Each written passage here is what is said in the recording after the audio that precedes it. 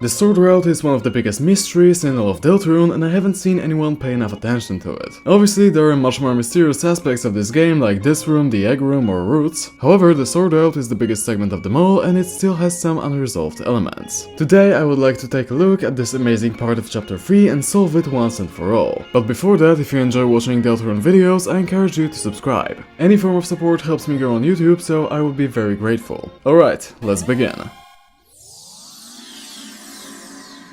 The minigames that can only be accessed by getting a T, S or Z rank are dark versions of the minigames we play with Tenna during his show. Or rather, they're original versions, which we can see in the second board. Tenna didn't cut out the sword out stuff and calls it a leftover. Besides, it's quite clear that the real title is Mantle and not the Legend of Tenna. We can usually access the first minigame thanks to Ram. Ram's an interesting character. I already talked about him in the previous video, but it's important to talk about him in this one as well. His whole deal is that he wants to make Kris happy. He knows they didn't like TENNA'S game, so he wants to show them the original. The originals where Kris will be in control and can do whatever they want, in which they're free. Well, we know that's not quite right. After starting the game, it turns out that our soul controls the game character. We will be able to walk around the board from the first game, but we will not be able to do anything else. Only when we find the sword we will be able to make progress. We will be able to kill monsters walking around the world until we reach level 3. It really reminds me of Undertale, in which if you kill someone, your LV increases. In Deltarune, the LV system is still there. It's really weird, I don't know. Next 10 looks really unsettling, although I don't think this game mechanic will come back. Gaining levels here can simply mean becoming stronger like we become in Deltarune after beating someone up. However, what also seems to be related to Undertale are the monsters themselves. This one resembles Undyne, this one Flowey, this Toriel, this Alphys. Those cats also resemble Catty and Catty. This may suggest that Catty will enter Dark World in the future. It's very interesting. After reaching level 3, we will be able to destroy these cacti and move on to the next zone. There we will again have to kill all the monsters until we reach level 4. Then we will be able to optionally kill a blue bird. This is also interesting, but we'll get to that in the second minigame. At level 4 we will gain the ability to destroy trees. We will then be able to return to this place and go through one of these trapdoors. Then ERAM will appear and fly away, and the text on the ground will say "see you soon." To end the minigame you need to go to the right of the new zone until you find a chest with the ice key. The second minigame is much more interesting and there is much more to analyze. This is again the original version of TENNA'S game, this time the one with the camera. It starts in the same way. We find a sword and have to kill all the monsters to be able to destroy bushes. Then we'll be able to go through the waterfall and swim out to the ice zone. However, there are two secrets before that. When we go to the strange zone with Techno Lava Island, we'll be able to discover new Tenna dialogue. He talks about trying his best to turn these old games into something cool for Kris. He wants them to smile and to appreciate him. Then he runs away when he hears footsteps. However, when you sail to the place where the bonus game with the lawnmower normally is, you will find the text "Go to the Northern Light." Northern Light is the name of the track that plays when you pick up the ice key, so it's a suggestion of which direction to go. If we follow the suggestion, we will reach a door that can be opened with the ice key. We will then reach a completely new zone. There, right at the entrance, the passage is blocked by the same bird that was in the first minigame. So we go ahead and do what we already know from the previous segments, killing monsters. We'll also be able to find other messages there. The forbidden path began with ice magic and followed the white cloak. Both of these sentences were supposed to suggest where the weird route begins. Of course, it's pretty odd for us since we knew about the route since 2021. However, a normal player who plays the game from beginning to end would have no other way of figuring it out. This minigame suggests that if we want to discover the forbidden path, we need to go back to the point where we could use ice magic for the first time. Once we kill all the monsters and reach the maximum level, we'll be able to pass through these trees and reach a character in a white cloak. We have to hit her to make her follow us in the next room. The character is supposed to be Noelle. The character does not resemble her so well, as the minigame was only meant to suggest the existence of Snowgrave, not to give us a full tutorial on it. But the fact that she shoots ice projectiles makes it pretty obvious it's her. So it makes me curious why you have to hit her when you see her for the first time. It can mean two things, I believe. It's supposed to represent Kris and Noelle's difficult relationship, or that in this path we, as the soul, are harming Noelle. The second option seems more likely to me, especially after this scene in chapter 4.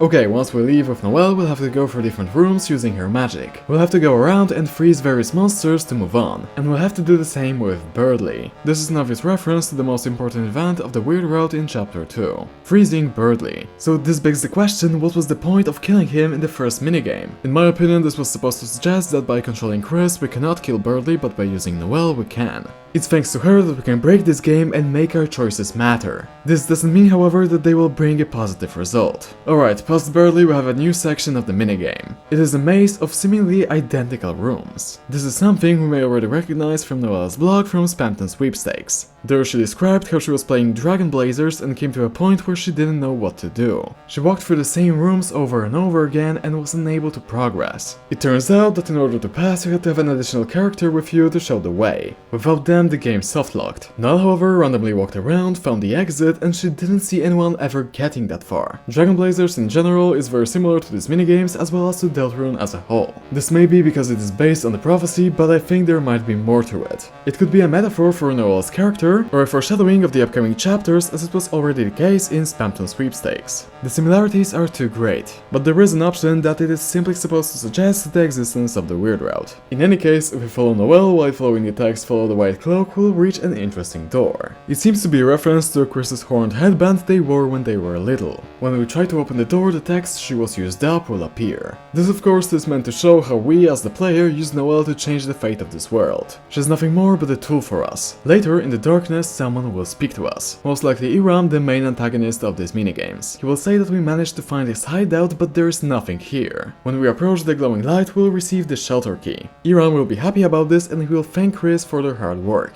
Afterwards, the message "you are used up" will appear and the minigame will end. And Kris will look to the side. Or at us. It is extremely interesting. Was Kris used up or specifically us? We know that Kris needs us only because they cannot enter a dark world without a soul. It is very possible that once they have fulfilled that role or once they had regained their own soul, they will no longer need us. Maybe we are as much of a pawn to the night as Noelle is to us. However, if it's about Kris, then it means that they are just a pawn for the night, Carol, Papyrus, or whoever is behind all of this. This minigame is very interesting in the context of the weird route and where it will take us next. This suggests that finding ERAM may only be possible on this route. I'm very interested in how it will all develop. We can play the last minigame when we go to the S-rank room after returning to the empty green room. We will be greeted there by Ramp, half turned to stone. He promises to stay guard as long as he can and asks Kris to move him out of the way. This scene seems so sad to me. When we launch the game we will see a blue city that automatically evokes associations with the cyber city. It's weirdly empty though. This bridge also stands out, it is yellow for some reason. It's very possible that this represents the cyber city after we do the Snowgrave route. In this minigame, for some reason, Susie and Ralsei are following us around.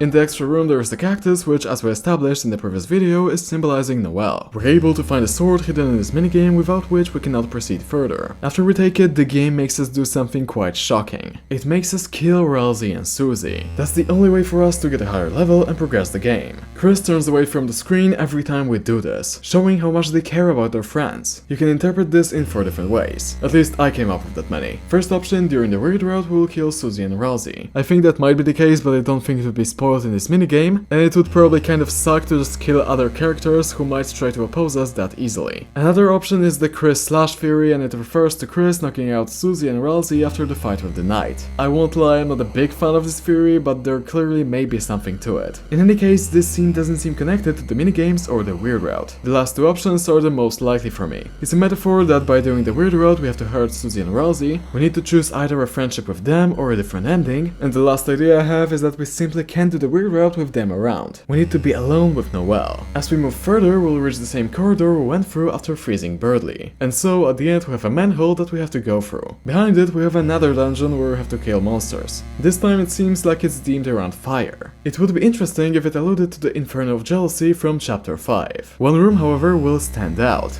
We will stop controlling Kris for a moment and start controlling the monster, and when we approach them they will kill us. This is probably a foreshadowing of chapter 4 where Kris pulls us out and then beats us with a hockey stick. Or generally it's a depiction of how we and Kris have completely different goals in this story. Once we reach the highest level again we'll unlock a new path. This time we will see Tenna in a similar setting to the one on the island. His dialogue however will be much more interesting. He will say that he is not satisfied with the current situation. He regrets what happened in his relationship with Spamton. We get a little bit of their backstory here, which is really cool. Tenna gave him everything he had and only wanted to know one thing: his secret to being a big shot. At the end of the day, Tenna and Spamton's problem is quite similar. Spamton is trying to be as good a salesman as he once was, and Tenna wants to bring entertainment to people again. Both of them miss the old days. Tenna says that when he almost made the deal with Spamton to get him on TV, he had to answer a phone call. But when he picked up the phone, he turned pale and ran out of the room. Tenna picked up the phone, but no one was there. We know that the person responsible for Spamton's success communicated with him by phone, but after some time they disappeared and he lost everything. This person must be really important if Spamton tried to hide it from Tenna for so long.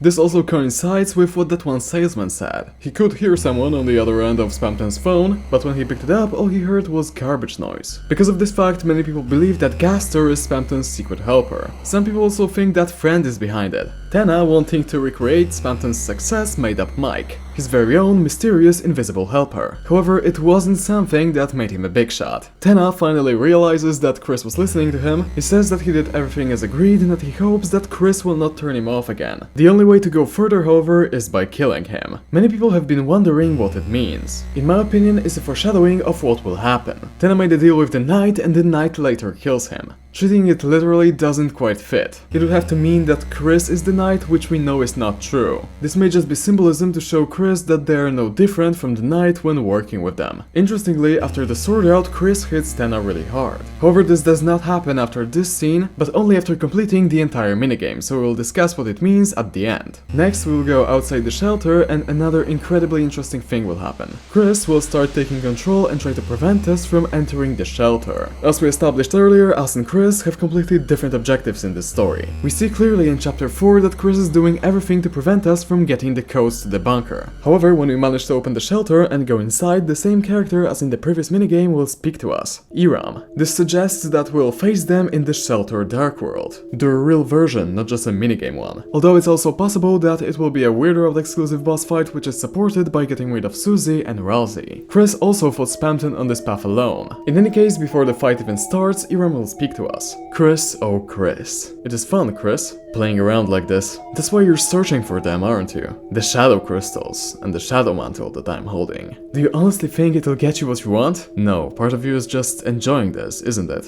Oh, don't make that sour face. I can see in the dark, you know. The question is, do you? When we're on the weird route, they'll say, no, part of you is just enjoying this, isn't it? The same part that enjoyed yesterday, knowing you could say it wasn't really you. This is another suggestion that ERAM is only related to the weird world, but who really knows? After that, the boss fight begins. During the battle, the interesting thing is that they spawn friends. Everyone considers Friend to be the main antagonist of Deltarune, so it would be pretty funny if he turned out to just be ERAM's errand boy. It is very possible, however, that this is simply another suggestion that such a character exists, is important, and this minigame isn't supposed to show their relationship with ERAM. So who are they? Who is ERAM who is hunting all of these minigames? There are 3 theories regarding his identity. The first one is that he's literally the Shadow Mantle. However, this makes no sense at all because he's holding it and not literally being it. Besides, we find it in a chest. The second theory is that it's the Roaring Knight itself. However, the personality doesn't match them even though the appearance is similar. However, I am from the club that thinks it will be KRIS'S headband. We know they used to wear it, but we can't find it anywhere. ERAM also knows a lot about Kris and their motivations, and we get to ERAM's hideout through a door with the red holland headband. It fits really well in my opinion. There are still 2 questions left unanswered, however. What is Kris's motivation and what is ERAM's role in all of this? I think that Kris wants to connect 2 worlds. They're loyal to the Knight but still care about their friends. They try to look for all possibilities to somehow get out of this situation. That's why they look for crystals and are conspiring with Sham. I talked a bit about it in my video in which I analyzed chapter 3. Kris may also simply enjoy adventures with Susie and Ralsei. After all, even Ram asks them if they opened this dark world just to have fun again. That's how I currently see it. However, this still does not explain ERAM's role. If ERAM is the headband, then they have to be connected to KRIS'S past. They famously wear it when they were a child. That means that ERAM might have to do something with the egg rooms as they are closely related to KRIS'S childhood trauma. At least that's our theory after chapter 4. ERAM really tries to get Kris to be aggressive. They make them kill or hurt anyone they come across in this minigame. Red horns are also a common symbol of the devil, the supposed ruler of hell, which is also mentioned in the prophecy. They'll hear the ring of heaven's call, they'll see the tail of hell take roll. I think all of this is heavily connected. I believe Kris might have had anger issues in the past as a response to their trauma. They tried to bury it deep within themselves, just like the memories of their therapy sessions. ERAM, however, wants it all to come back. They're encouraging their worst impulses, like a tempting devil. This is also supported by the dialogue they say after defeating them. There, that's what I wanted to see. Flickering red like pretty little flames. Your eyes can't hide it, Kris. Without play, the knife grows dull. Haha, well, enough of that. We both have work to do. So in my opinion, it's a combination of two things. Firstly, a suggestion on how to change the ending. These minigames were supposed to show the player how to do the weird route. However, it may also be an attempt to bring out the instincts in Kris, their aggression. And they actually succeeded. During the fight with Tenna, Kris deals much more damage than normal after completing this route. They vent their frustration about the prophecy in their double life through the attacks. This is an extremely interesting way to develop KRIS'S character, and that's why I love the sword out so much. However, the minigame doesn't end just yet, it actually gets even weirder, since the whole reality is falling apart. To get the mantle, we need to walk on the screen and open the chest, whereas we will be able to exit the screen with the small Kris. It seems to me that these minigames were not just on the screen, but were brought to life by the Dark World. We will have two possible scenes here. One, if we leave immediately and approach Kris, they will get scared of us, we'll be able to attack them, and they will fall on the ground. We'll then exit the game screen. If we wait, however, Susie will come in. We'll then be able to attack her and Kris will save her. There will then be a cute scene between them and we'll exit the game screen again. The last thing I want to mention is the ending of this chapter. As we all know, it ends with us going to the shelter and the doors opening before Kris. It really reminds me of the last Sword Route minigame. We defeat Tenna and go to the bunker. So what if Kris actually did go into the shelter Dark World and meet with the real ERAM there, just as we did in the minigame? It could also explain the weird cats at the beginning of chapter 4. I think it would be very interesting. Anyways, that's the end of the Sword Route. A phenomenal part of the game that contains a lot of cool references, lore showing us more about Kris and their motivations, and officially introducing us to the weird route for the first time. This is definitely one of the most important elements that make chapter 3 my favorite chapter. Thanks so much for watching. If you enjoyed it, then leave a like and subscribe. This is a channel strictly about Deltarune and Undertale, so if you like these games, it's really worth staying for a while. I'm currently working on massive videos about the knight's identity and all the dialogue options, so it's worth subscribing in my opinion. Anyways, until the next one, and